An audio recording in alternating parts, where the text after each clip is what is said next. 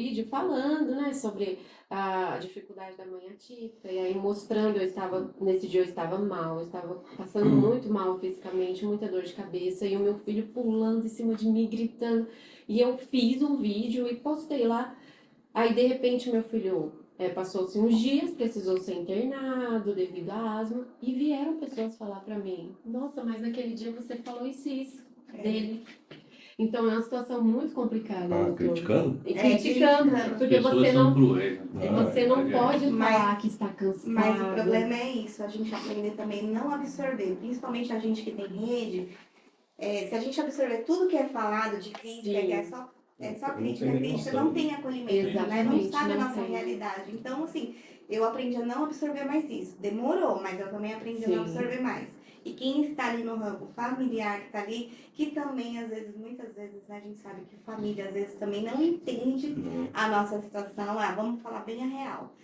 Muitos não entendem, criticam, não tem pra mim. Não tem. Então, aí onde acontece... Pô, mãe, mas tu reclamando do teu filho. Exatamente. Autismo, E aí é o autismo, assim, por um lado é excelente, que tem o acesso aos direitos e tal.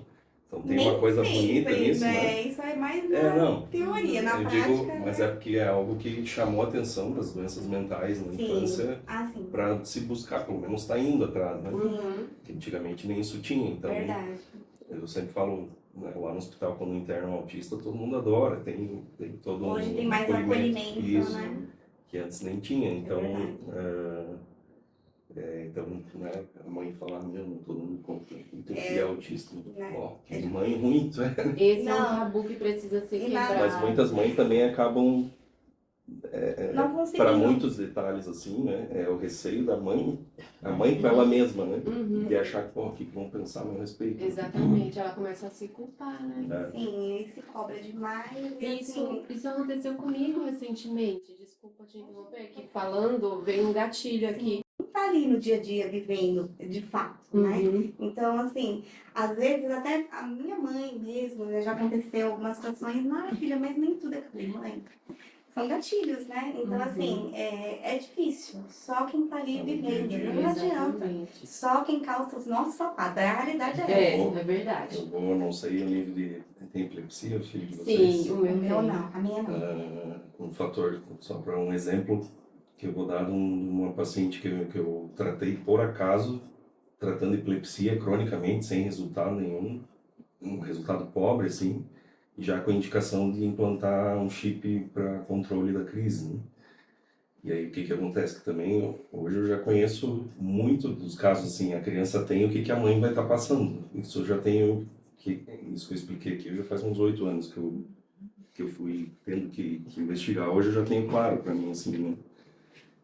Então, por exemplo, epilepsia, não sei com que recorrência, se tem crise ou não, né? Mas uma das coisas que a família acaba tendo quando tem uma crise é achar que o filho vai morrer. Uhum. E aí, cronicamente, vai ficando aquela coisa, qualquer coisinha tá todo mundo. E isso é uma carga emocional absurda Muito, doutor. para a criança. Então, que é natural, não tem nada de errado, né? Uhum. Mas pensando no quadro em si da criança, é um fator psicossomático que, para dar start de crise, é grande. Então, eu tive um exemplo lá no hospital, até que tinha uma menina que internava recorrentemente por epilepsia, e aí tinha que internar, fazia um monte de medicação, estabilizava, ia de alta, daqui a pouco começava a ter crise de novo. E nisso aí uma residente que me acompanhou meses antes, que já via que eu tinha essa visão maior, né?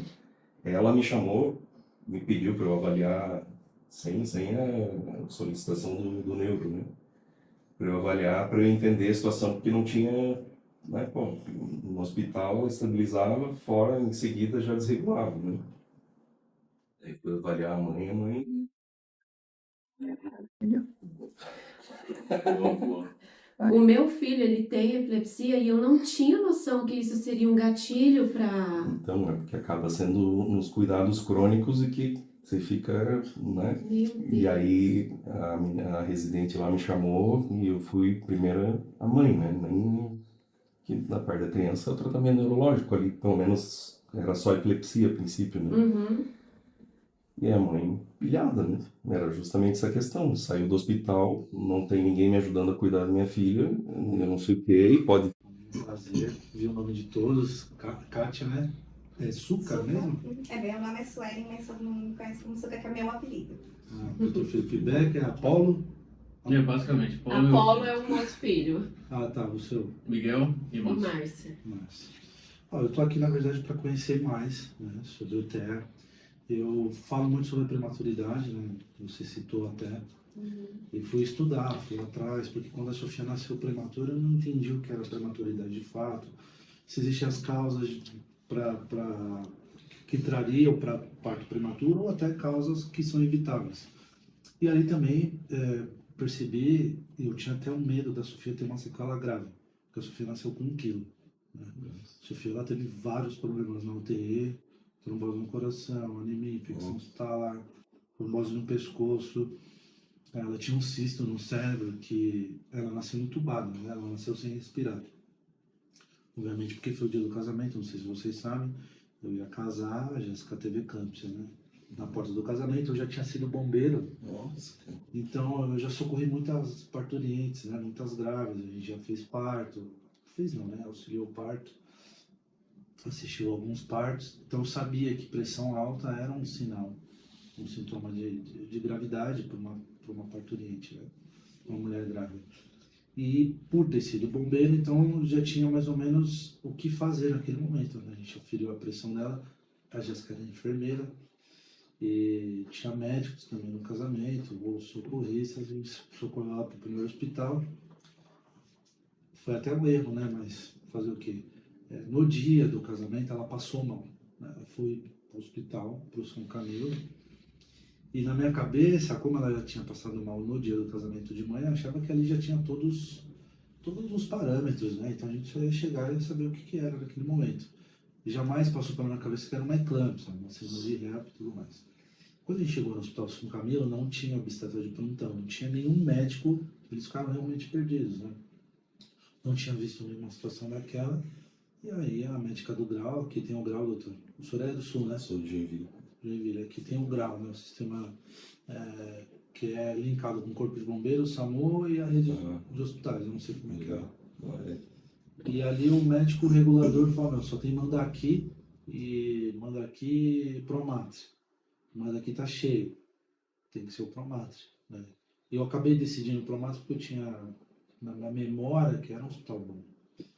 Só que a gente não tinha um convênio do hospital. Isso a gente foi para lá, Promatri, a Jéssica entrou na UTI, fizeram o parto de emergência da Sofia, logo ela nasceu entubada, como eu disse. Só que infelizmente, horas depois, veio a constatação da morte. Depois a gente foi para outro hospital, porque tinha que passar por tomografia, né, para saber como é que estavam as atividades cerebrais da Jéssica, mas infelizmente ela faleceu. E a Sofia, ela nasceu com todos esses problemas, né, ocasionados pela prematuridade, mas ela tinha um cisto. Então os médicos falavam, olha, ela vai ter sequelas, vamos se preparar, talvez ela não sobreviva, toda aquela luta de UTI, né? Seu filho Nasceu prematuro. Seu filho? Eu tenho bastante. Então, vocês sabem, né, como é que é aquele altos e baixos da UTI. Bom, a Sofia ficou 70 dias na UTI, graças a Deus está bem, né? E aí foi quando eu falo que começou na maternidade, né? Quando vai para casa, depois veio pandemia, as avós não poderiam ajudar. Não sei se a Eliana já me acompanha há um bom tempo, ela sabe. Então, praticamente cuidei da Sofia sozinho.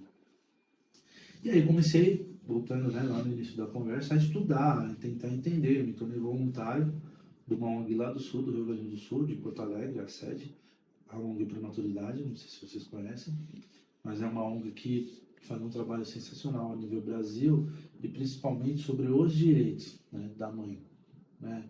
Então eu abracei uma bandeira que era o teste do pezinho ampliado para a rede pública e também, isso começou com uma mãe que é voluntária da ONG também, uma jornalista em Minas Gerais, que o filho dela nasceu e o leite materno, a proteína do leite da mãe, né, queimava o neurônio. Não sei se vocês conhecem esse caso. É uma jornalista, esqueci o nome dela, jornalista Carolina, de Minas Gerais. E ela é voluntária também, então eu abracei algumas causas sobre teste do pezinho ampliado e a licença maternidade estendida para mãe de prematuro. Com isso a gente foi para o Congresso Nacional, conversar com os deputados e aí, graças a Deus, viraram tudo projetos. E aí também comecei a estudar e entender que a prematuridade está relacionada com os casos de aumento do TEA, né? Do espectro autista. Só que assim, a Sofia ela não é autista, mas eu conheço muitas mães, né? A gente está aqui num papo. Na verdade, o meu intuito aqui é conhecer, falar mais, porque talvez vocês, quando você escuta quem passa pelo problema, você sabe o que precisa, né? Você precisa de um aumento de clínicas gratuitas, incentivada pelo governo e tal, porque só diante de uma demanda quem passa, a gente consegue entender as necessidades, né? O que precisa. E aí, e a Sofia, como ela fez muitas terapias, né, ocupacionais, fisioterapia, então era tudo com criança autista, né? Eu conversava muito com as mães. Como eu te falei, né, não estou no direito de fala, mas eu gostaria de conhecer cada vez mais, né? Eu vi que vocês são super enganjadas também, falam bastante sobre o assunto, é que eu estou mais para conhecer mesmo. Trouxe um presente para todos, claro, não poderia deixar de presenteá-los. Esse aqui é o nosso livro, toda a renda vai para a ONG, mas esse aqui é presente para vocês. Que idade que tá a Sofia hoje? A Sofia está há 5 anos. Eu queria saber quando Olha, você tem? Gratidão. Bacana. Olha, muito obrigada. E vai ter que escrever, né? Depois eu Tem que fazer pegar. favor, eu também quero. Por favor. Quer dizer, eu tenho, mas eu vou falar que eu não tenho. Meio mentir, né? A Sofia, ela tem 5 anos hoje. É um milagre de Deus, né? Nas primeiras páginas aqui, doutor, vou tentar pegar a foto quando ela nasceu. Aqui, ó, página 43. Aqui, ó, ela nasceu entubada. Ela chegou a... olha o tamanho da minha mão. Ela chegou a 800 gramas Tá com quanto de gestação? para ser 29 semanas. Completo 6 meses, entrando no 7º mês, né? Ela nasceu com 1 quilo, chegou a 800 gramas. Aqui o médico já tinha falado, a gente vai precisar fazer transfusão de sangue e de plaqueta, porque ela estava ficando muito pálida, né? Bom, e tá falando toda a luta aí, os 70 dias. Vou ler com muito Da outra, carinho. com certeza. E é legal, porque aqui no início também fala sobre a ONG, né? Que ainda é destinada para a ONG. Aqui logo na 3ª página. Fala, Aqui, ó. no Brasil, né, nascem mais de 340 mil bebês prematuros. Isso acaba incidindo na quantidade de crianças com TEA, né? Sim. É A minha totalmente... filha nasceu de fator ambiental. A Clara é TEA, devido àqueles 3%, que é o fator ambiental, por conta da prematuridade. Ah, eu também... O seu também, filho? O meu nasceu de 29 semanas também. 29? Sim. Ele nasceu porque a minha apendicite estourou com ele na barriga. Nossa. Jesus. E quase que ia eu e ele. Eu também falo que essas crianças prematuras, elas são muito guerreiras. Sim. Elas lutam muito. Meu filho também teve que fazer 3 transfusões de sangue na UTI. Ficou 80 dias. Foi, assim, um sofrimento, meu Deus. Nossa. 80 Só que dias. eu não falo, não é fácil não, viu? Nossa. Você ficou Nasceu com- com 50. cisto também.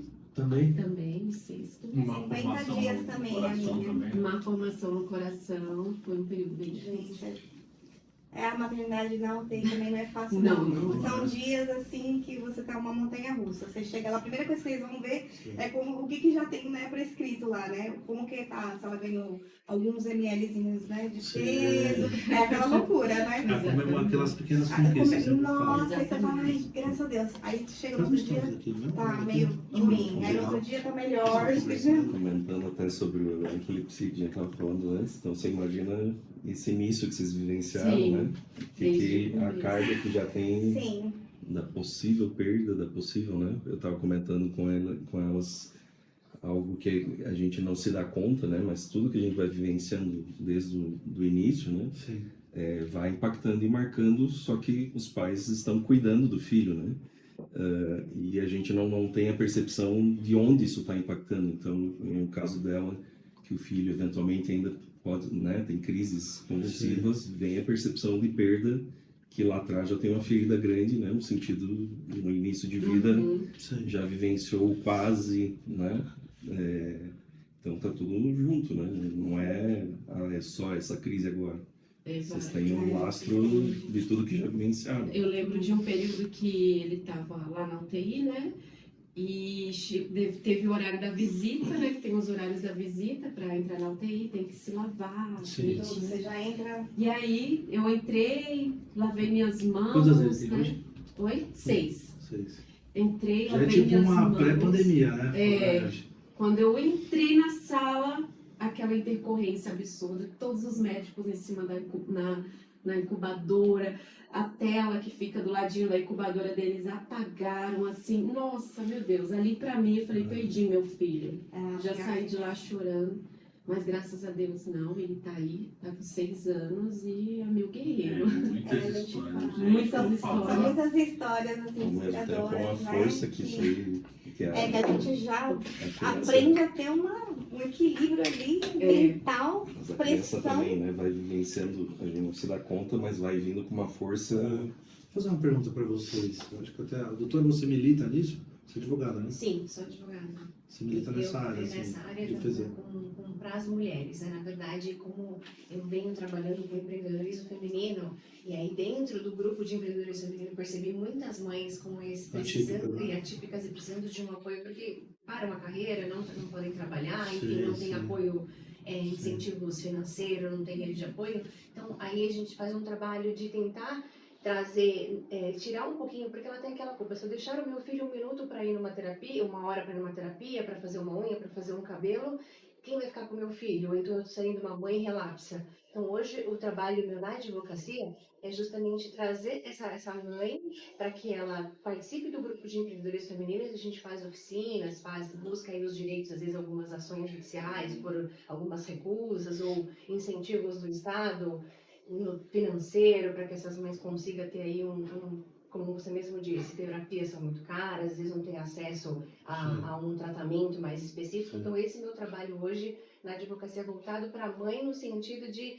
que ela também precisa, como o doutor estava falando no início, de apoio, de tratamento, de cuidados, e às vezes ela se anula porque acha que ela precisa estar exclusivamente para o filho, mas se ela não está bem, como ela cuida do filho? Então, na advocacia, esse é o meu trabalho com a mãe, trazer ela para falar, não, você também precisa estar bem, precisa ser inserida novamente na sociedade, seja na sua carreira, no seu autocuidado, para que você tenha aí uma condição de dar o melhor suporte para o seu filho. E como o doutor falou, às vezes essa carga da mãe faz com que a criança acaba tendo outras crises, porque ela fica sobrecarregada, não pode reclamar, né? Porque eu não tenho esse direito de reclamar. Sim, é um ser humano que ela acaba dizendo, eu me anulo porque agora eu tenho que viver em função desse. Então hoje meu trabalho é esse aí com as mulheres no empreendedorismo e no autocuidado da mulher. Que legal. Vou fazer uma pergunta para Até vocês. porque a minha filha, não, claro, não nasceu com um diagnóstico delas, mas a minha filha, ela tem 6 anos hoje, Alice, e ela nasceu com deficiência de biotinidase, atestada no exame do pezinho. E até então tem graus também. E aí nós estávamos lá no impasse de exames e para saber qual grau, até porque dependendo do grau era 2, a partir do 2 ela já teria problemas cognitivos, alguma série de coisas. E aí isso nos assustou, eu nunca ouvi falar. E aí eu lembro que estava em casa de resguardo com ela, recebi a ligação da APAI pedindo para eu retornar, que ela teria que repetir o exame de pezinho. Naquele meio tempo, ela estava com icterícia, nasceu no inverno, não tinha o sol para tomar um banho de sol, não precisou banho de luz na maternidade. E aí foi aquele alvoroço de sentimento, porque talvez não vai ouvir, ou talvez não vai andar, e aquela correria. Então foram meses, e vai para o geneticista, e vai, até então nós tínhamos plano de saúde, conseguimos geneticista, mas e quem não tem essa condição? Sabemos que essa especialidade não é comum. Vamos fazer o exame na época, hoje ela tem 6, o exame com 2 meses ela tinha, foi R$6.000. Então, como que quem tem condições de fazer, né? Então, nós tivemos, mas sabemos que muitas mães, muitas famílias não têm essa renda para desembolsar R$6.000 por um exame genético, né? Então, aí, com tudo isso, com o nascimento da Alice, com a maternidade, e aí, eu falei, não no grau, mas também é uma dificuldade. Eu não precisei parar minha carreira, mas muitas mães, muitas amigas precisaram, porque tem filhos autistas, tem outros diagnósticos, e encerraram, pararam a carreira e se sentem culpadas em voltar ao mercado de trabalho, em ter um minuto, uma hora para fazer um cabelo, para fazer uma unha, porque quem vai ficar? Até essa questão. Vamos nos reunir para um momento de descontração. Quem fica com meu filho? Ninguém quer ficar. Aí, quem acaba tendo um prejuízo maior é o mesmo nome, já é difícil por isso, né? Exatamente. Diferenciar dentro do nível 1, por exemplo, já é uma gama gigante de perfis de pacientes. E aí ainda Entendi. e aí Nossa, isso teve acaba atrapalhando nesse sentido, né? Teve Que uma você fica, situação que eu fiquei extremamente revoltada. Eu até. Tudo, gente, tudo eu exponho. Eu não. Nossa, quando meu filho recebeu o a diagnóstico. gente tá indo pro filho, né? E a mãe fica bem. E aí, naturalmente, a criança. Um exemplo lá, eu comecei a fazer com uma mãe, que foi uma que esqueceu o remédio. Foi a primeira que eu vi que estava medicado errado, mas aí botei uma medicação estabilizadora ali e a criança com uma melhorada forte, assim, que eu estava medicando e não respondia, não saía. E essa criança aí, resumindo, né, no mesmo ano ela internou 3 vezes, todas as vezes mais medicada, mas ela voltava porque o psiquiatra da mãe não concordava com o meu diagnóstico, que eu não tinha um diagnóstico clínico, né? Mas tirava o estabilizador de humor da mãe. Meu Deus. E ela voltava a internar, cada vez mais medicada. E aí a primeira coisa hoje que eu vou, quando eu já conheço a criança, eu tento ver a mãe, né? Então hoje, só para ter ideia, eu faço isso de usar estabilizador de humor porque tá junto, né? Não tem como. Sim, precisa. E aí a medicação, assim, todos os autistas, até porque senão, falo brincando, mas acaba acontecendo porque a dinâmica que vocês acabam tendo em casa vem para mim, né? Em que sentido? Então, claro, medicar é sempre uma coisa, se você não tem, principalmente se você não tem resultado, você não vê resultado, né? Você fica pé da vida de querer medicar teu filho, né? Exatamente. E aí, naturalmente, a mãe mandando mensagem para mim, né? Que tá assim, tá assado. E aí, quando eu comecei a perceber isso, eu falei, cara, hoje os pacientes estabilizam e ficam, né? Tem que manejar, mas demora mais, né? Então, hoje, todas as mães eu trato, e eu não trato se não aceitar tratamento, porque dessa forma, porque aí é isso que eu digo que eu não posso falar isso numa live, por exemplo. Não sei se está gravando. Mas isso é maravilhoso, doutor, porque tem mães que acabam se automedicando em casa por conta própria. E aí que você pega o relato das mães, você vê que tem coisa pesada mesmo, né? E é coisa que é delicada de falar, porque às vezes você não sabe até onde que você pode ir com a mãe, né? Porque é muito delicada a situação do filho. E isso é uma psiquiatria da infância, né? A criança é o ponto sensível. Então, se a criança tem as questões ali do desenvolvimento, mas se ela está com uma intensidade grande de sintomas, tem que entender o contexto, né? Junto, né?